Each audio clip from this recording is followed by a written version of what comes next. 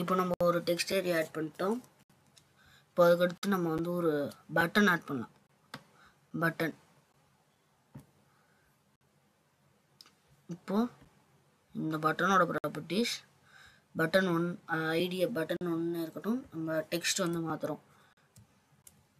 Click here அப்படின்னு சொல்லி மாற்றுறோம். Click here மாற்றிட்டு இதை கொஞ்சம் எக்ஸ்பேண்ட் பண்ணுறோம்.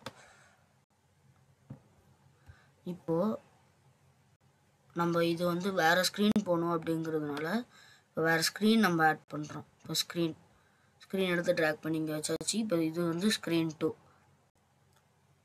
இப்போ நம்ம கோடிங் போய் ஹோம் பேஜில் இருக்கிற இந்த கிளிக் ஹியர் அப்படிங்கிற பட்டனுக்கான code first on event type பண்ணியாச்சு.